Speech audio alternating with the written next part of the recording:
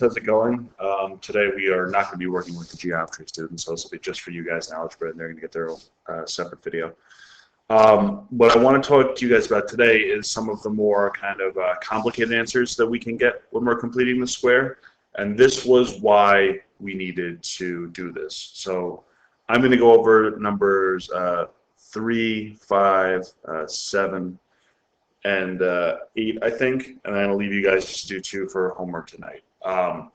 What's going to happen with these answers is that you're not going to get an integer. You're going to get a not so nice number.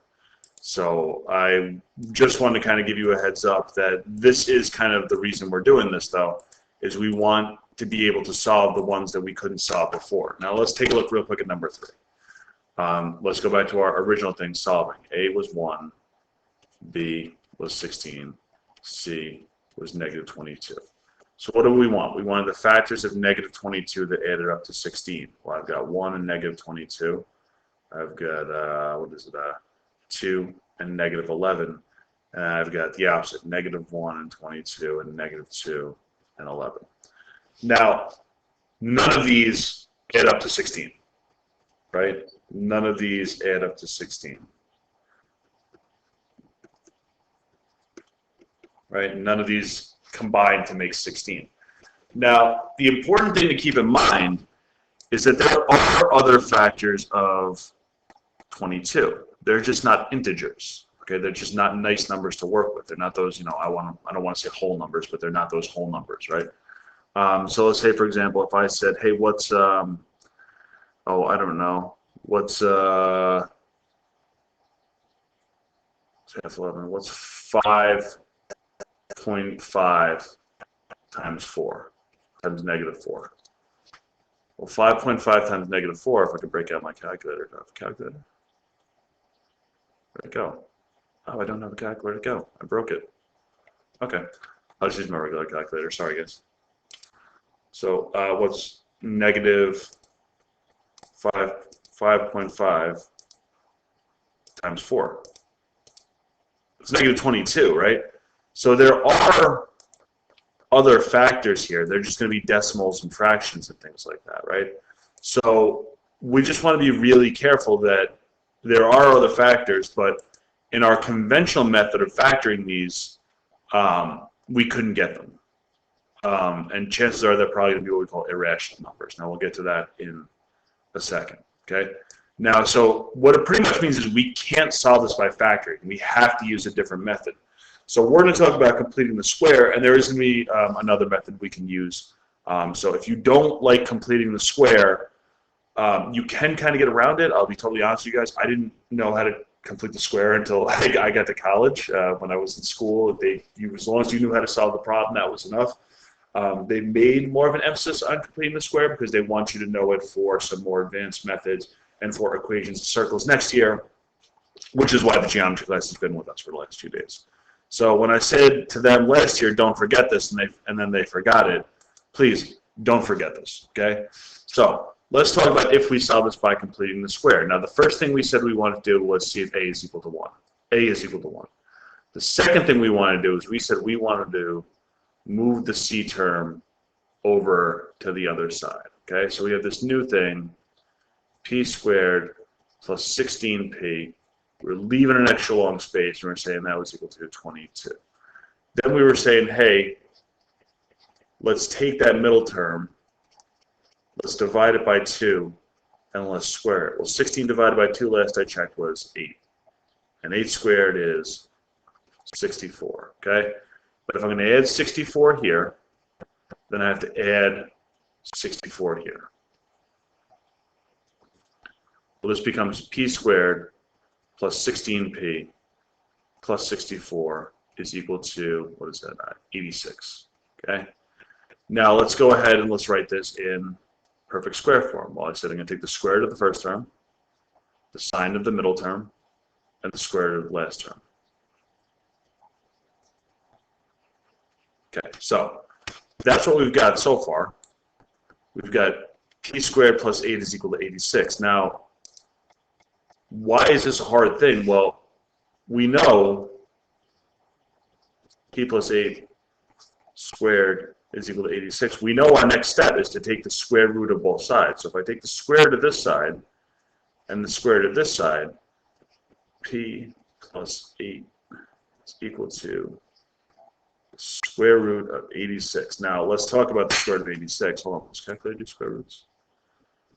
Yes, if I wanted to do the square root of 86, it's at 86 and I took the square root of it, that's the square root of 86. Okay? That is what we classify as an irrational number. Okay, it's not a nice one to work with. So actually what we're going to do is we're going to leave it right now as the square root of 86. We're not going to evaluate it, okay? Because the square root of 86 includes all those digits in there, and we don't actually have to go ahead and write them. Now, I want to focus on the skills, so we'll talk about simplifying square roots or writing them in simplest radical form over the next few days. Right now, you leave it as the square root of 86, okay? Now, the last thing I need to do, though, is I still need to solve for p, okay? And we're going to subtract 8. We're going to stick to our protocol. We're going to subtract 8 from both sides. So p is equal to the square root of 86 minus 8, okay? So that is our answer. But we got to be a little bit careful, right? Because we said we should have 2 answers, right?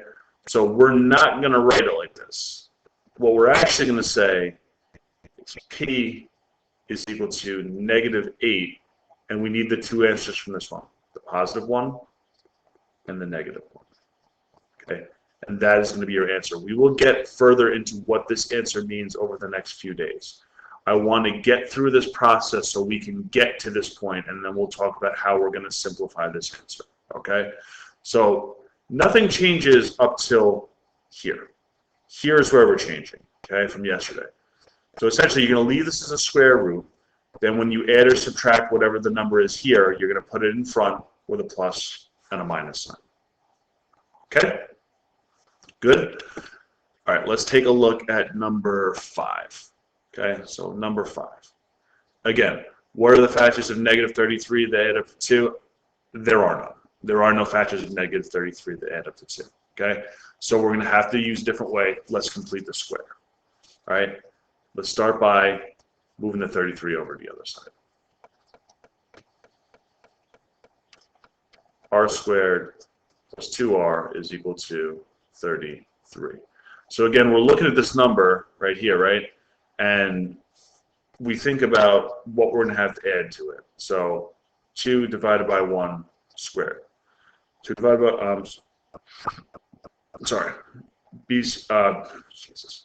b over 2, 2 over 2, right? Start from scratch, sorry, excuse me. B over 2 squared. Well, b was 2, correct? B is 2. So 2 divided by 2 squared. Well, 2 over 2 is 1, and 1 squared is 1. So I need to add 1 here and add 1 here. So now looking at that number on the other side there, well, I now know that this side is a perfect square. We know it's perfect square because we made it a perfect square by doing this. I do, however, know that 34 is not a perfect square. There is, when I take the square root of 34, I'm going to get an irrational number, right? Again, another irrational number, okay? So we're going to not write our full answer for this one. We're going to leave it in what we call radical form, okay? So if I were to go ahead and do this, I know it's a perfect square, taking the square root of the first term, the sine of the middle one, and the square root of the second one.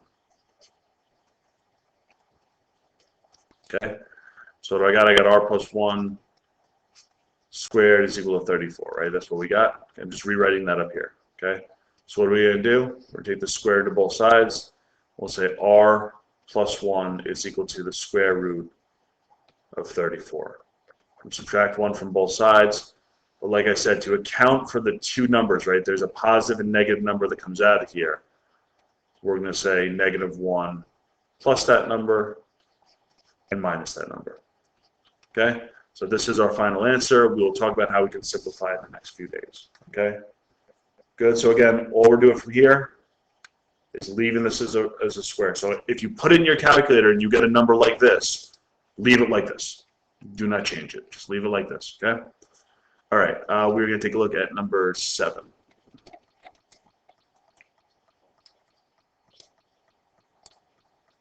Okay. Number 7, again, let's start by moving that 26 over to the other side.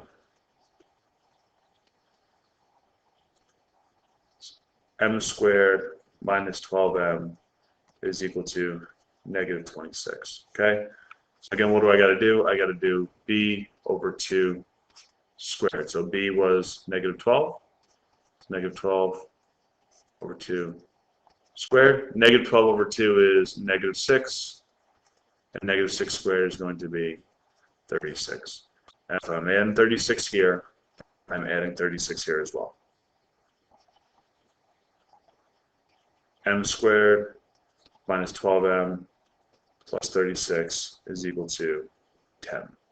Good. Let's write this in standard form, in factored form rather. Square root of that, sine of the middle number, square root of that. Okay, so again, this one's going to be negative because it's 12 is negative. Okay, again, what do I want to do from here?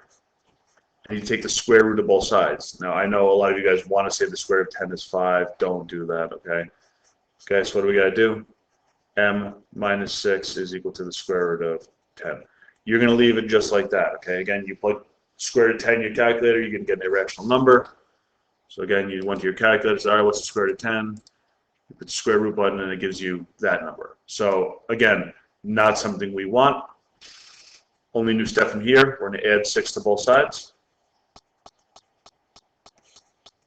So again, to account for the positive and negative answer, we're going to get, say, 6 plus or minus the square root of 10. Now again, could you evaluate this and add 6 to it and subtract it from 6? You could. We'll talk about that tomorrow, okay, and what we're actually going to do with those, okay? So I'm going to do one more. I'm going to do number 8, and then I'm going to leave you guys to do 11 and 12. Let me just make sure 11 and 12. You know what? I'll leave you guys to do 8. Yeah, I'll leave you guys to do 8, and I'm going to do number 10.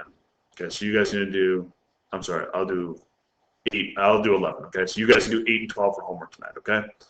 So again, this one, the only difference with this one is that it's not equal to 0. So stick to your protocol, though. Stick to your protocol. Let's just add 48 to both sides.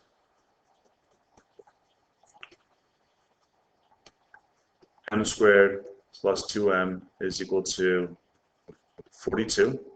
Okay, and again, take b over 2 squared. So that's 2 over 2 squared, which is 1 squared, which is 1. Okay, so I'm going to add 1 here and add 1 here. M squared plus 2m plus 1 is equal to 43. Again, square root of the first one, sine of the middle one, square root of the last one. Okay? Again, as we know, the 43 is not a perfect square.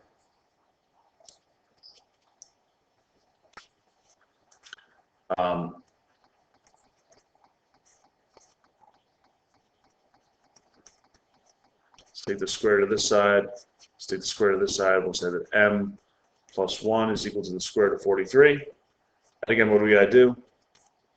Subtract 1 from both sides. We're going to say negative 1 plus or minus the square root of 43. Okay? So again, take a look at numbers 8 and 12 tonight. See if you guys can do them. I know some of you guys were looking for like some multiple choice problems. I will try and find you guys some multiple choice problems. If you can't, just keep watching the videos, and I will get you something in the next few days. I'm going to have to create something myself because I haven't been able to find too many multiple choice problems. But anyway, I hope this helps. I hope this kind of tells us why we're going to do this, so we can find some of these more complicated answers. And you know, again, if this method doesn't work for you, there is a third method we're going to talk about. If you're better at computational stuff, that might be the best method for you. So anyway, try 8 and 12 tonight. Let me know if you guys have any questions. Thanks.